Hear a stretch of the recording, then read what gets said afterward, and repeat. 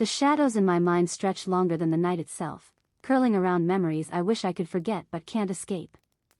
I've always been good at hiding the ache behind a mask of calm, but lately, it's felt like I'm walking in a fog that whispers secrets only I can hear. Sometimes, I wonder if the darkness is trying to tell me something, or if I'm just losing my grip on what's real. My name is Clara, and I've spent the last year buried under the weight of grief that refuses to lift. Losing my husband shattered more than just my heart, it fractured my sense of trust, leaving me isolated in a world that no longer feels familiar. I've become a ghost in my own life, drifting through routines that feel both hollow and necessary, avoiding mirrors that reflect a stranger's face. One rainy evening, I found myself wandering into that small independent bookstore on the corner, an unassuming place, filled with the scent of aging paper and the faint hum of whispered stories. The air was thick with the aroma of coffee and dust, a comforting chaos that muffled the outside world. I had gone there to escape the silence that had started answering back, the way my own thoughts transformed into whispers I couldn't ignore. That's when I saw him. He was leaning against a shelf, flipping through a battered book with a gentle smile that seemed rehearsed. His presence was magnetic, almost hypnotic. The way he looked at me, as if he had been waiting for me to walk in, sent a shiver down my spine. His eyes held a flicker of familiarity, too familiar, like he'd seen too much, yet still wanted to see more. I felt my heartbeat quicken, not from fear, but from something darker, a curiosity that clawed at my insides. He looked up and met my gaze, and in that moment, I swear I saw a flicker of recognition, like he knew my secrets without me telling him.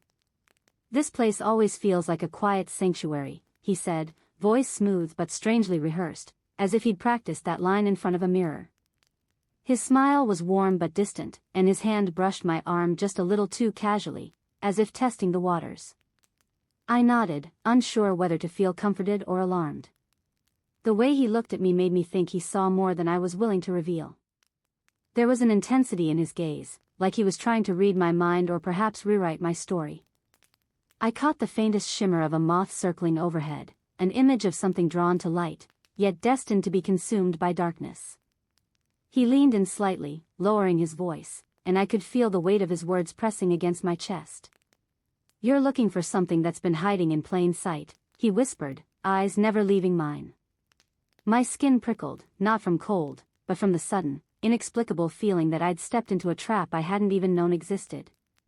That night, as I left the bookstore, the rain had eased into a drizzle, but a strange chill lingered in my bones.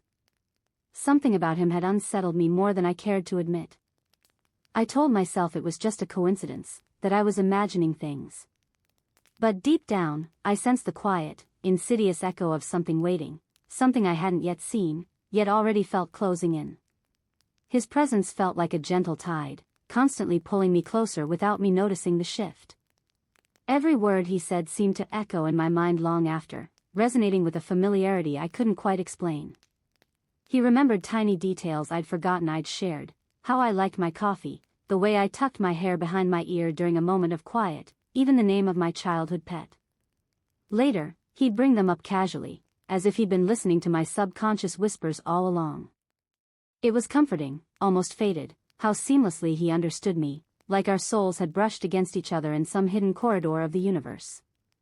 One evening, he opened up about himself, a story of loss and longing, spun with a vulnerability that made my heart tighten. I saw my reflection in his words, as if we were two fractured pieces finally fitting together. His voice lowered, almost conspiratorial, whispering that no one else saw the world the way I did. "You're special," he said softly, eyes gleaming with an affection that felt possessive in the way only true devotion could be masked. "No one sees your light like I do." It was as if he had claimed a part of my soul, and I believed him, willingly sealing myself into this fragile web of closeness. He started to weave small gestures of control into our daily routine, cloaked in the guise of love. "Promise me you'll always tell me everything," he whispered one night, holding my hand with a grip that was gentle yet firm. "I just hate when I see people looking at you like that. I hate when they don't see what I see in you." His words dripped with a quiet possessiveness that I rationalized as devotion, an unspoken vow that he was mine, and I was his. It felt like a sanctuary, a sacred space only we inhabited. He began to subtly question who I was talking to, those messages I received, the people I interacted with. "Do they really know you like I do?" he asked softly, voice almost a caress. I nodded quickly, trying to reassure him, telling myself it was love, not control. After all, he only wanted to protect what was precious to him. I found myself answering faster, canceling plans, eager to stay within the safe harbor of his attention. My internal monologue twisted into a loop of justifications, convincing myself that his care was what I needed most, that this dependency was a form of love. One night, he handed me a flower, its petals matching the ink of my tattoo, a delicate, deliberate mirror of something private I kept hidden. My heart fluttered, both comforted and unnerved by the symbolism. Without a word, he mirrored my gestures, leaning in when I leaned back, touching a worn journal I kept, whispering that it made him feel closer to me. We sat in silence, yet I felt exposed, vulnerable in a way I'd never known. The quiet was deafening, a space where intimacy became a mirror of my own trembling fears. I started to change, unconsciously molding myself to meet his unspoken needs. I answered his texts more swiftly, responded with a warmth that grew desperate, eager for his approval. I didn't realize how much I craved his validation until it became the lens through which I saw myself. Fear fluttered beneath my skin, fear of disappointing him, of losing this fragile connection I'd built. Was this love, or was I surrendering pieces of myself without even noticing? Sometimes I wondered if obsession was just protection in disguise. If I told myself this was love, I could ignore the quiet voice in my mind warning me that I was slowly disappearing into him. He made me feel like I mattered, like I was the only person who truly understood. But beneath that, an unsettling thought took root: at what cost was this feeling of safety built? And if obsession was all that protected me, was I ever really safe at all? My days started to feel like I was walking through a fog that no one else noticed. Small signals flickered like static, a text at 7:03 a.m., asking if I'd eaten, a sudden, I was in the neighborhood visit that I wasn't prepared for, as if my routine was now his business. I'd find him waiting outside my apartment, his eyes soft but insistent, as if he needed to make sure I was still anchored to this world. It wasn't aggressive, not overtly, but the quiet way he slipped into my life made me wonder if I'd ever been truly independent. He sent voice notes throughout the day, little check-ins, he said. "Where are you now?" he'd ask, his tone gentle but persistent. Sometimes I'd ignore them, but most of the time, I answered, feeling the invisible hand of his concern tighten around my wrist. When I met friends, he'd subtly suggest I spend less time with them. "They stress you out," he'd say softly, almost like a reassurance. But I could feel the shift, my world shrinking, borders closing in without warning, as if he was gently rewriting the map of my days. Slowly, my routine began to skew to his design. He chose dinner times, suggesting we eat together, then dictating what I should wear or when I should rest. My nights, once filled with restless thoughts, became predictable: sleep at 10, wake at 6, always in sync with his schedule. It was as if he'd woven himself into my calendar, every moment aligned with his quiet command. I caught myself laughing at jokes I didn't find funny, just to keep the peace. I'd rehearse responses to avoid upsetting him, my voice softening even when my stomach clenched with unease. Sometimes, I'd catch myself doubting what I remembered. "I never said that, babe," he'd whisper, voice smooth and reassuring. "You're misremembering again." It was always about my memory, my perception, never about his words. When I brought up something that felt wrong, he'd dismiss it with a gentle, "You always do this when you're overwhelmed," making problems out of nothing.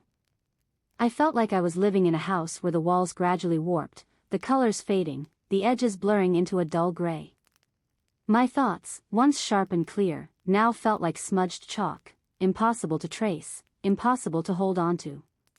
My reflection was starting to look unfamiliar. I'd hide parts of myself, afraid that any reveal might shatter the fragile peace I'd worked so hard to maintain. I'd laugh at my tears, dismiss my instincts, convincing myself that he only wanted to protect me. But deep down, a flicker of doubt grew, an echo whispering that maybe I was losing more than I realized. I told myself he was just scared to lose me, that his actions came from love. But why did it feel like I was the one disappearing? Why did each silent moment feel like a small piece of me slipping away? As I sat alone in that quiet fog, a haunting question arose. Maybe this was love, but why did I feel so alone inside it? Each time I stayed silent, I wondered if I was choosing peace or surrender, and the line between the two was vanishing fast. Every small act of rebellion felt like a betrayal I couldn't quite justify anymore. I deleted the social app one used to keep in touch with my friends, telling myself it was for my own peace, but deep down, I knew it was more about not disturbing the fragile peace he demanded. It was easier to silence the outside world. I stopped sharing my thoughts openly, stopped posting anything personal. If I wanted to keep him happy, I had to erase parts of myself, little pieces that once felt vital. I'd rather forget them than face the guilt that crept in whenever I hesitated. He never asked me directly to do these things.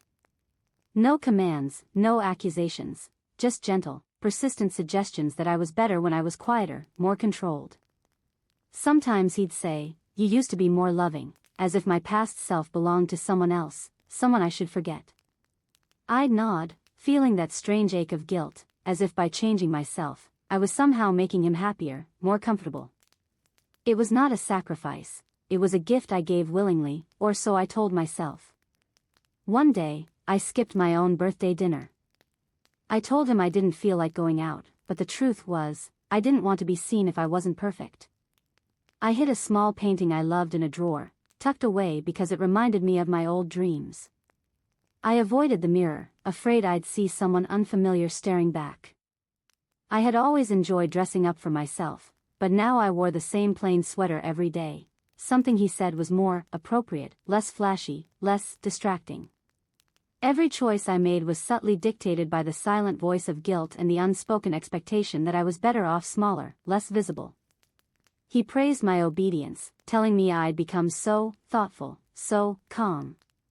When I stayed silent during arguments, when I agreed with his quiet criticisms, I felt a strange warmth, like approval, like love. But beneath that, I knew I was losing the voice I once had, my own thoughts fading into the background. I was becoming the echo of someone he approved of, a shadow that moved only when he permitted. Sometimes I caught myself smiling for him, a forced, hollow smile that didn't reach my eyes. I wondered if I was still capable of feeling anything real anymore. Was I still me, or just a version he needed me to be?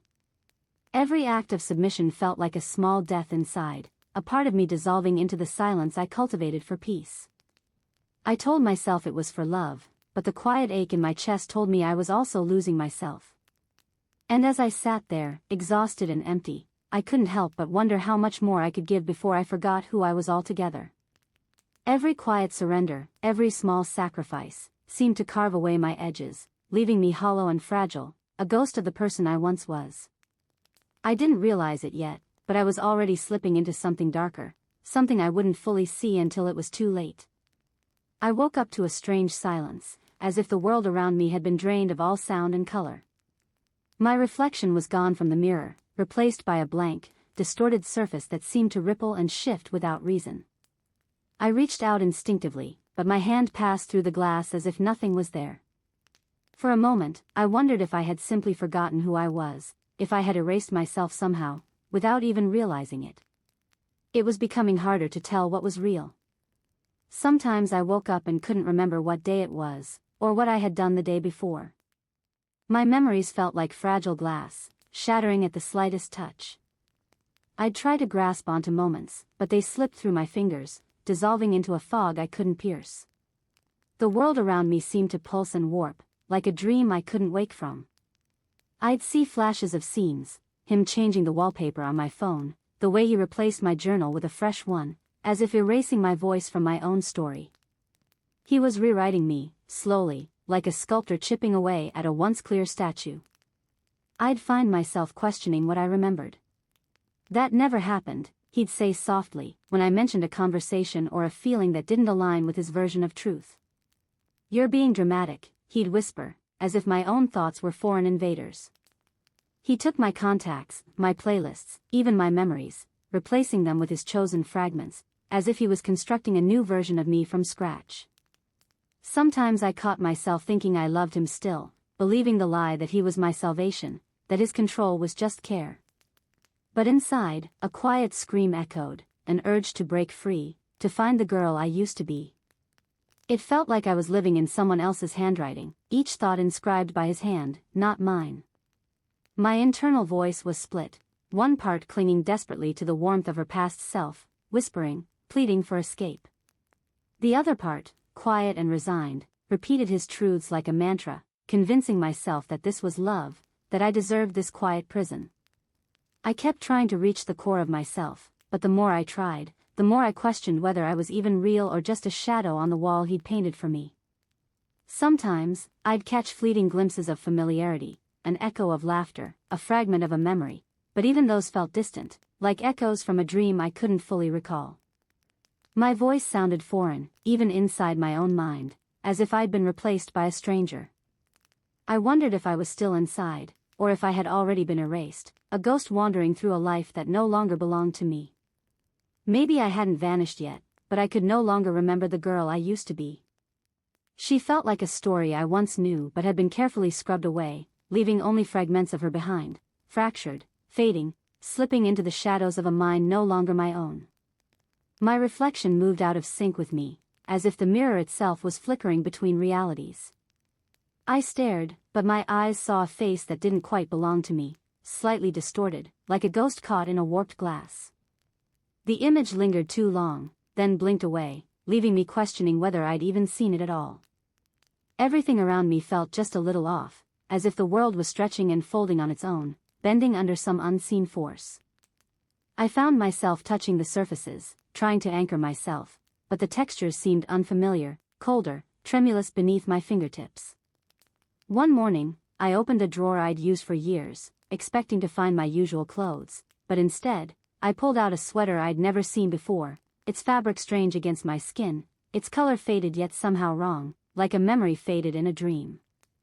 I looked at it and realized I couldn't remember buying it, or how it had gotten there. My mind scrambled to piece together a timeline, but the pieces refused to fit. Time had dissolved into a fog I couldn't navigate. Had I been here all along, or had I lost days, weeks? I couldn't tell anymore. The walls around me seemed to breathe, shifting as if the house itself was alive and watching. Sometimes, I'd hear his voice, soft, familiar, but distant, echoing through empty rooms when no one was there. It's as if his words had seeped into my mind, louder than my own thoughts. I'd catch myself whispering his name before I even realized I was speaking.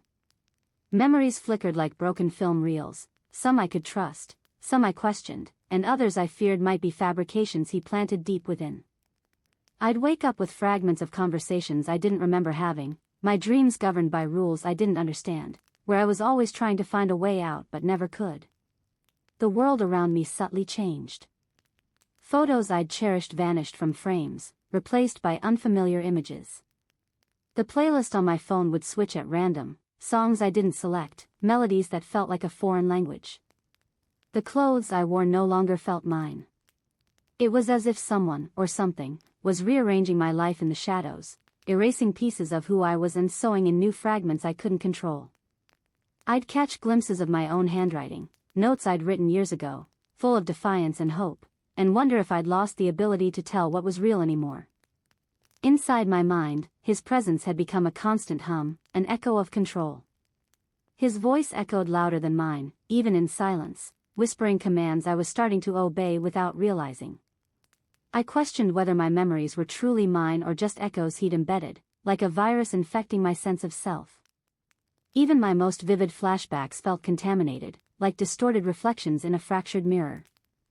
I was slipping through my own consciousness, losing the boundary between what I remembered and what I'd been made to believe. Yet, amid the chaos, I found a small, defiant piece, an old photo I thought was gone, tucked away in a forgotten drawer, its edges worn but its image clear. I clutched it tightly, feeling a flicker of something I thought I'd lost forever, hope. A single note in my handwriting, a fragment of my old self, whispered quietly in the dark.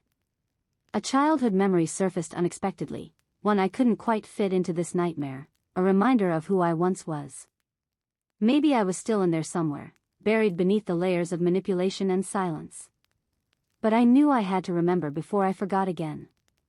There was a whisper beneath the suffocating silence, and I prayed it was me, still fighting to be heard, still fighting to reclaim what was mine.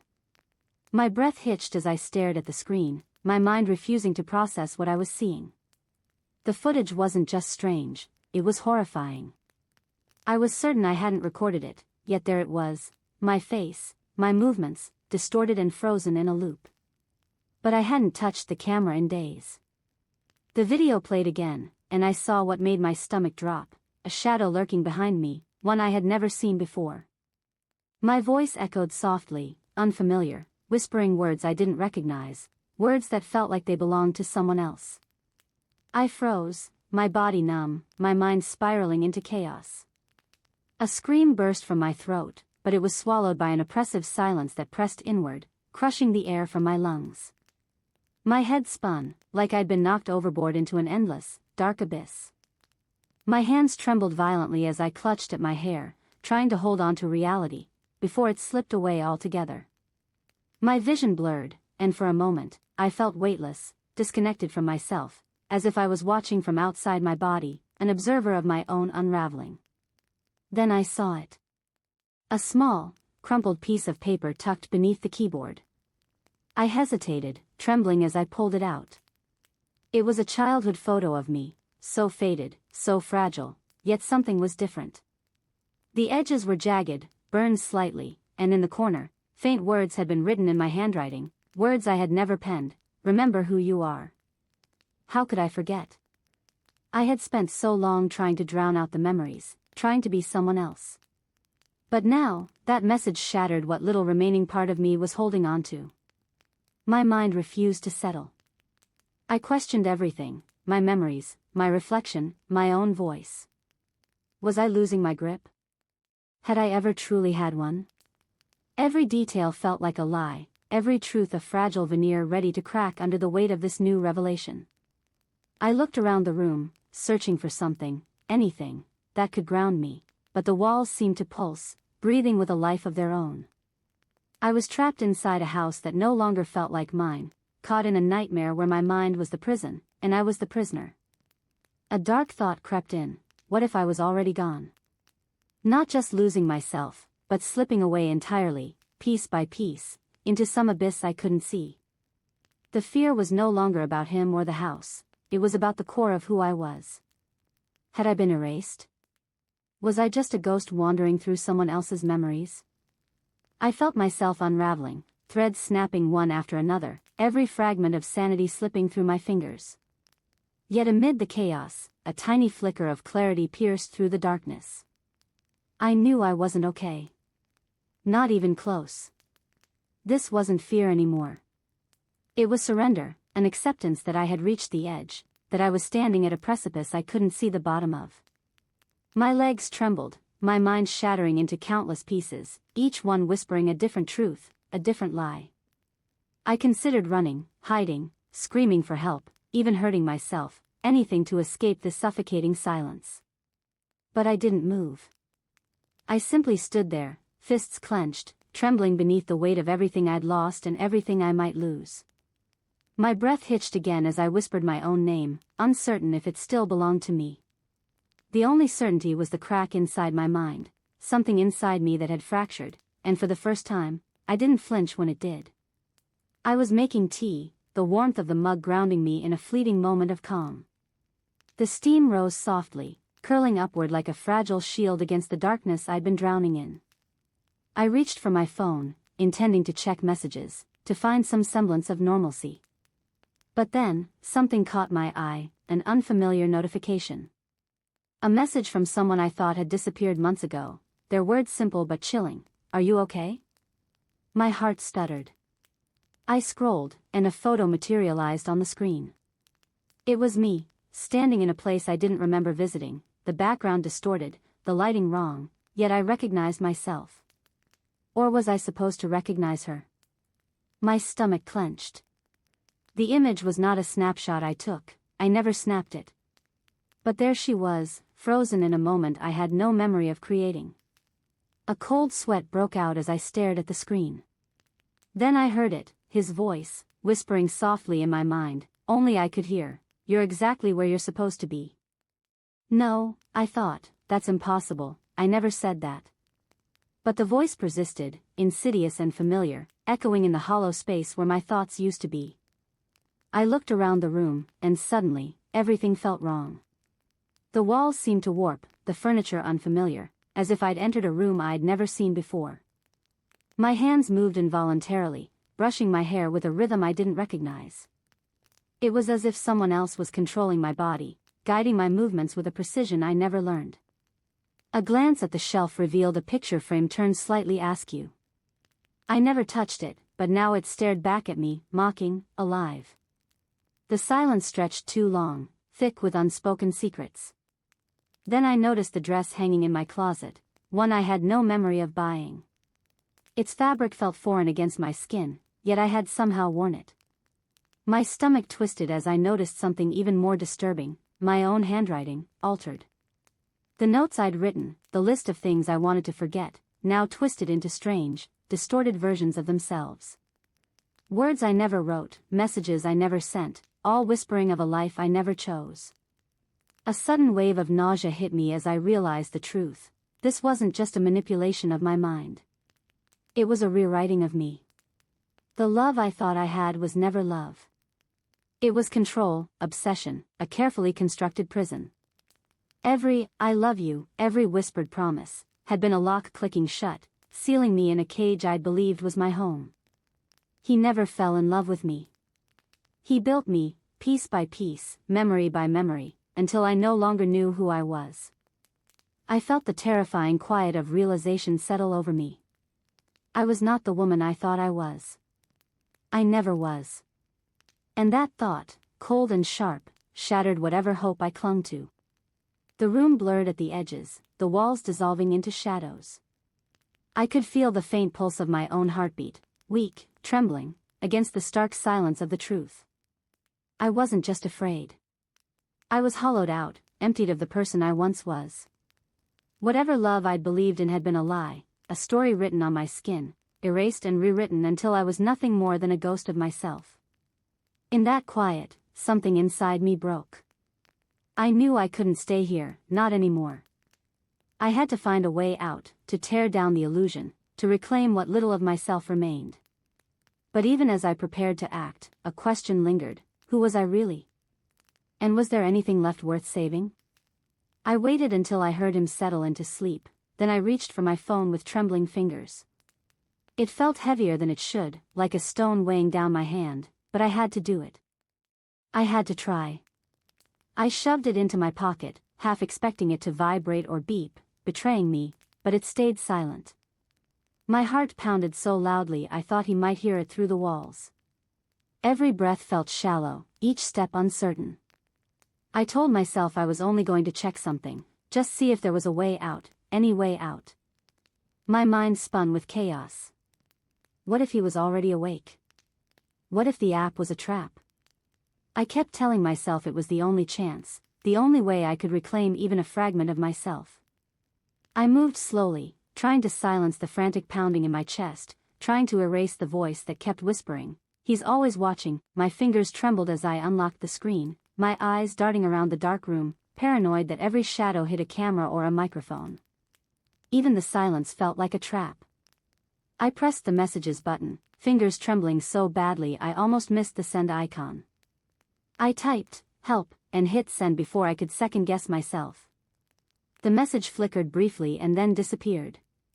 It was as if the words had never existed, swallowed by some invisible force. Panic surged. I felt my body freeze, my breath caught in my throat. The door handle was only a foot away, but it might as well have been locked tight. My mind screamed, "Run, just run," but I was rooted in place, a prisoner of my own fear. Then I saw it, something I hadn't noticed before. A tiny, almost imperceptible blinking dot in the corner of my phone screen. A camera, hidden behind a crack in the wallpaper. My stomach clenched. He'd been watching all along. Every move I made, every word I typed, recorded. I clenched my fists, trying to steady my trembling hands, knowing that even if I escaped physically, the control he wielded over me was still embedded deep inside. I knew I couldn't stay. Not like this. I grabbed a small, sharp object from the bedside table, the broken shard of a mirror I'd smashed months ago, and in a flash, I tore at my phone, smashing the screen and cracking the glass. The sound was deafening in the quiet room, sharp and final. I watched as the fragments fell, glittering like tiny shards of my shattered sense of self. But even as I did it, I felt the cold dread creeping back. I'd broken the device, yes, but I could still see him, his eyes, cold and watchful, through the cracks in the glass. I had cracked the surface, shattered the illusion, but I knew he'd know. And when he did, I wouldn't be ready. I wasn't sure I ever truly could be. The silence in the room was deafening now, filled with the ghost of his presence, and I realized, this was only the beginning. The moment I'd tried to break free, I'd exposed myself. And the final confrontation was coming, I could feel it lurking just beyond the shadows. I didn't run. Not yet. I just stood there, trembling, heart pounding so loudly I thought he could hear it. The room was silent except for the faint hum of the broken phone on the floor, shattered and useless now. My hands shook as I looked at the screen, seeing footage I knew I hadn't filmed, snippets of my life, moments I'd never recorded, all stitched together like a twisted puzzle. The face staring back at me wasn't entirely mine anymore. He was there, lurking in the shadows of the footage, watching me through the lens I thought I controlled. I could feel his presence in every pixel, every shadow, as if he had always been inside my mind, pulling the strings. My breath hitched as memories flooded in, his voice whispering false promises, the way he'd made me doubt what was real. I clutched my chest, feeling the ache of betrayal and the sting of realization. I was no longer the woman I'd once been, I was a ghost of myself. Then, suddenly, the screen flickered. A familiar video appeared, one I had deliberately deleted, or so I thought. It showed me standing in front of the mirror, tears streaming down my face, whispering my name softly. Only now, it was different. I wasn't crying because of my loss, I was crying because I'd been robbed of my truth. That mirror, that reflection, was a lie. I saw myself, really saw myself, standing there, trembling but alive, with a flicker of defiance igniting inside me. I felt a hand on my shoulder, cold and heavy, and turned slowly. His eyes met mine, cold, calculating, victorious. But I saw something else there too, a crack in his facade, a flicker of the man I once knew. I knew then I had to break free, not just from him but from the prison he'd built inside my mind. I looked at the broken phone. It was my final act of rebellion. With trembling fingers, I smashed it against the wall, shards scattering like shattered pieces of my past. The screen went dark, and with it, the last strand of his control. Silence settled over us, thick and suffocating. I could feel the weight of what I'd lost, my memories, my identity, my sense of trust. But I also felt a fragile, flickering hope. Maybe I could reclaim myself. As I took a shaky step toward the door, I whispered my name aloud, an act of reclaiming what was mine, a vow to remember who I was before he erased me. I looked at the reflection in the cracked mirror on the wall, seeing my eyes, no longer haunted, but alive. Even battered, I was still here. I walked away with nothing, yet somehow, that was everything. I didn't know if I'd fully escaped or if he was still lurking somewhere in the shadows of my mind. But I knew one thing, I was done playing his game. I was done living in his distorted version of reality. I was going to find my truth again, even if it meant starting from scratch. And as I stepped into the unknown, I whispered to myself, louder than his voice ever was, I am still me. Even now, when I hear his ghostly whispers echo in my mind, I whisper mine louder, claiming my story, my life, my freedom. Because sometimes, the bravest thing you can do is simply walk away and never look back.